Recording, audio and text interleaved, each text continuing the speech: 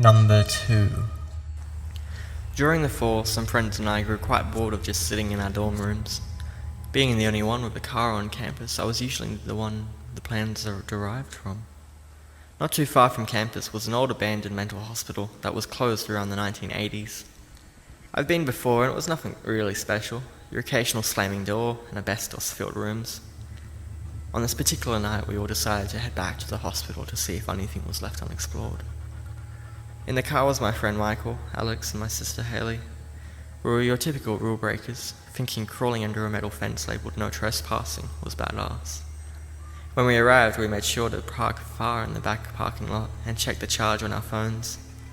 As we were driving in, Michael pointed out a building that we have not been in yet. It was blockaded in by a 12-foot fence, so that's probably why. For some reason that night felt like a good night to be a little riskier. Making our way under a foot of a gap under the fence, we scanned the area for an entrance. Finding one almost immediately, we continued on our adventure. This building was just like the rest, low-hanging ceilings, damp rotting paperwork, all over the ground. The only difference was that the way that we entered was through the basement rather than the first floor. 45 minutes had passed and everyone was starting to grow a little more confident, knowing that no danger lurked behind these metal doors. Coming up to the final floor, there was a small hallway with a door, which seemed to be slightly cracked open. We made our way to this enormous door and pushed it open, propping it with a chair. Michael was the first to ascend up the stairs, and the rest of us following closely behind. There were about 10 stairs, then a platform, a turn, then 10 more. But in the middle of the second set of stairs was a statue. This statue was very out of place and very unsettling to look at. It stood about 4 feet tall and held its hands in a praying manner. It was something that should not be in the attic of an old mental hospital. As we shuffled by the silent statue, careful not to disturb it because there was an undertone of fear within us all, reaching the top of the stairs was when the thought of leaving was agreed. There were about 50 to 60 religious statues, all standing around 3 to 4 feet tall, and in some way looking directly at us. Michael was being the bravest one of us all, and was the first to take a step into this uncharted territory, as far as we knew. As our iPhone flashlights followed his path, we noticed where he was heading. In the far left corner of the attic was a couch. On this couch was blankets, clothes, and a water bottle. Around the couch on the floor were beer bottles, food wrappers, and something that definitely should not be there: children's clothes. Spotting a newspaper, Michael picked it up and read the date out loud. November 23rd, 2015. Silence was among us. We all made adjustments to face the stairs and headed out of this place, for the date was December the 2nd, 2015. Making our way once again past the praying man on the stairs, we headed for the propped open door. As we were about to leave, we were stopped in our tracks. The sound was coming above us. At first I could not make it out, but then quickly noticed it was the sound of someone walking. This person did not seem to be walking, but stomping with every stride. The sounds grew closer and stopped as soon as it hit the top of the second set of stairs. It almost seemed as though whomever this person was contemplating their next move. We didn't give them that time and booked it all the way to the basement where we came in. From the time I was in the attic, I did not notice anywhere that could be a place to hide. For the most part, everything was pretty visible and in the open. The creepiest part to me is that we were in the attic for 10 minutes. Makes you think that maybe the crazies are closer than we think. Strange creepy man in the attic.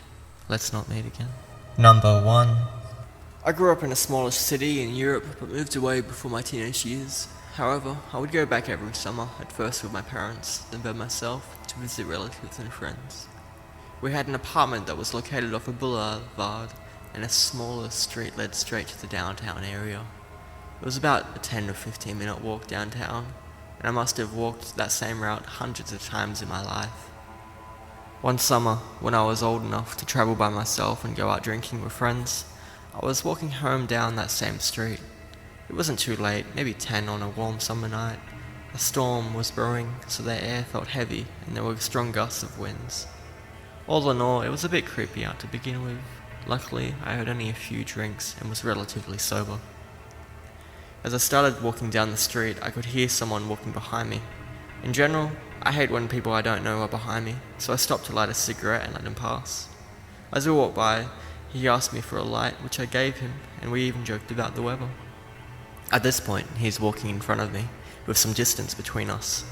But at every intersection, he would turn onto the cross street, but when he saw that I was going straight, he would swerve back onto the street I was on. So essentially, he was following me by being in front of me. Bizarre, but I would just assume he was some drunk dumbass. After the fourth time this happened, I started to kind of freak out, especially since my building was coming up, and to make matters worse, there was a construction site right next to my building. The basic structure was all up already, but the openings were covered by tarps, and it was pitch black in there, so the perfect place to be yanked into. I grabbed my key and put it in my hand, ready to either open the door as fast as I can, or punch him with the key between my knuckles as a last-ditch effort. As he got closer to the construction site, he started slowing down and looking back at me. At that point, I picked up the pace and bolted for the entrance. Luckily, he was at the far side of the building under construction, so I made it through the door and into my building. I booked it up the stairs and sat in the dark for the next hour, so he didn't know which apartment was mine. I occasionally looked out the window to see if he was there. He was. For about 30 minutes. Yes. He stood outside the apartment for fucking 30 minutes, staring at the window. I barricaded the door and slept with a knife next to the bed that night and made sure I had an escort on the way home after that. So that's the story of how I was awkwardly followed by a stranger and could have potentially been dragged into a building site and assaulted. If you enjoyed these stories, please consider subscribing to my channel. And as always, thank you for listening.